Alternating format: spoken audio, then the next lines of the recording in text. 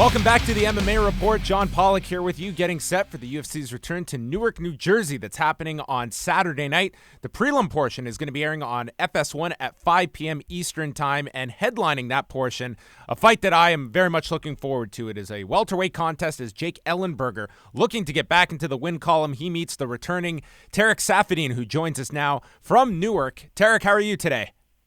I'm doing good. How are you? Doing very well. Looking forward to this return, Tarec, and I imagine being on the sidelines for the time that you have been, are you kind of just chomping at the bit at this point that Saturday is just around the corner and getting to return to the octagon? Man, I'm excited. I'm excited to come back. It's been a long road for me, this past year and a half. So I'm really excited and thrilled to come back Saturday. As much as the physical challenges have been presented for you in the form of injuries, mentally, how have you held up during this? Because, when you came in from Strikeforce, there was a lot of buzz surrounding yourself, and you've had these unfortunate injuries. How have you kept a kind of stable mindset throughout this whole time and these challenges that you've had to work yourself through? Well, it wasn't easy at first, especially the first injury that happened. Beginning end of 2014, beginning of 2015, it was a tough one because it took a while to figure it out what I really had. It was a complicated case. So for me, I didn't know when I was going to come back, when I was going to be able to come back and train, etc. So it was really frustrating. And then I got back slowly into training after I healed up, and then I got injured again. So man, it was extremely frustrating at that time. But now I'm focused 100%. My camp here was amazing, so I'm healthy, I'm focused, and I'm ready to go. Can you elaborate on the injuries? Were they related, the first and the second one, or were they two completely different injuries? Two completely different injuries. The first one, I had injury in my groin, which didn't allow me to do anything explosive or any leg work, or I couldn't grapple, I couldn't squeeze my leg. It was really painful. And then I injured my right hand during a wrestling grappling session. So yeah, two completely different injuries. Wow. Well, it's been amazing to see your recovery process. It almost feels like it's a completely different world you're coming back to in the UFC. It's now the era where USADA is now on board with the UFC. Of course, it's the Reebok era. Does it feel any different this coming fight week as opposed to previous times you fought for Zuffa? Well, everything surrounding Zuffa and the UFC is a little bit different now. Like you mentioned, Reebok and USADA. Definitely a lot of different thing going on around. But, as soon as I got here on Tuesday, seeing the people, the team, the hotel, the atmosphere, everything, nothing has changed. It's the same type of environment, the environment that I personally enjoy. I like it. So for me, it has changed on the outside, but on the inside, it's still the same. A lot is made of the UFC's rankings, but I think a positive note to put light on it is the fact that it has been a long time since we've seen you, and you have remained in those top 15 rankings. Has that given you kind of an optimistic look that here is someone that clearly is respected by people in the industry that are voting on these rankings, that Tarec Saffiedine is absolutely still in that mix, even though it has been a significant period of time since your last outing? No, yeah, I mean, I don't pay too much attention, to be honest with you, at the rankings and where this guy ranks or where I'm ranking and stuff. It's definitely, nice to still see me, in the rankings, in the top 15, top 10, even though I didn't fight, like you said. So it's definitely nice to see that, but I don't pay too much attention to be honest. Now, your last time out, of course, it was against Rory McDonald in Halifax, Nova Scotia. Since that time, you have now moved yourself to Montreal. You're training with Tristar in preparation for this fight with Jake Ellenberger. How was that relationship formed? Did you reach out to them? How did that all develop? It was good. It was an amazing camp.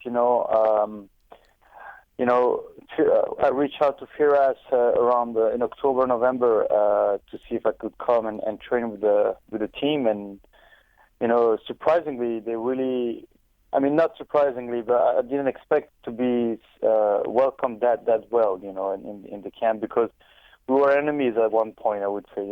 So, but man, they really make me feel really at home, part of the team. They made me feel really good as far as training, etc. So it was a great camp, long camp, but really good one. And tell us a bit about working with Firas Zahabi and what new elements he's incorporated and just different approaches to fighting that he's presented to you, getting a different perspective on things from his point of view. Yeah, yeah, definitely. It's something that I needed at this point of my career. I needed a change. I needed to see new ways of training, new methods, new trainers, new ways to improve my game. In this sport, you have to improve constantly. It's something that I haven't done for the past, 2 years, year and a half, that I've been kind of staying on the same level, and I was content with it, which wasn't good. So I felt like I needed to change a lot of things. And so, yeah, when I started to train, the first time I went there, I trained with Firas for, I think, 1 week or 2 weeks, I don't remember, but it was a short period, and I really liked the way he approached the training. For me, training is really important because that's what gets you ready for the fight. So the way he think about training, the way he approach the game plan, the way we train, the sparring partner he select for each and every fighter, depending on who they are fighting. It's smart, and it's a good way to train. And I really liked it. So, some fighters, they go there and they don't like it. Me personally, I really enjoyed it, and it was fitting very well with the way I wanted to change things up for myself. So it was perfect. And to talk about Firas is obviously he's one of the best coach in the world. He has proved it a long time, and he's passionate. He's always learning. He's always there helping everybody. He puts great strategy in place. He's a smart, really smart guy. He's present, almost every day for the guys. So he's an awesome coach and really nice guy on top of it. Was it a difficult conversation to have with I'm sure who you consider still like family members at Team Quest, to just explain to them that, I just want to get a different perspective. There was no bad blood in this whole thing, but I'm sure that was a difficult conversation to have. Yeah, it was tough, It was tough, I spent 8 years with Team Quest. Nothing but good things to say about the team, all my coach, all my training partners. It was a tough decision for me personally and professionally as well, because I made a lot of friends. Spent a lot of time training camps and stuff. But they understand. They understood really well. They felt like, if it is what I need to do, then they will support me. So, and it felt really good for me to feel that the support. So it was really important for me. And like you said, there was no bad blood at all. I just my decision on my own. And and Team Quest will always be, man, the place where I grew up and picked up my career. I learned a lot. But I just felt like I said, big change, and that's what I need to do.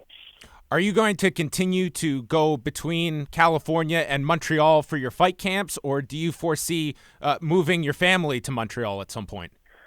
Well, when you go from summer all year and then the winter in Canada, in Montreal, it's kind of tough too. Yeah, I bet. to change. So I don't know, to be honest with you, but the weather I don't mind, it's no problem. I'm just kidding. But I don't know. We'll see, after this fight. There's a lot of stuff that's going to happen for me, for my family, for, my camp, etc. For me right now, I'm 1,000% focused on Saturday, and I don't look past, Saturday. Whatever happens after, we'll see. What areas do you look at in terms of Jake Ellenberger, where he is most dangerous? And do you expect Jake Ellenberger to fight any different? His back is very much against the wall in this welterweight division. Do you expect any differences in terms of how he approaches this fight? Well, to be honest with you, Jake has fought, for a long time, and he has this style that he hasn't changed much. He's a heavy punch, heavy hitter with his hands. He's dangerous in the first round. But the thing that I, focus is 100% is on myself.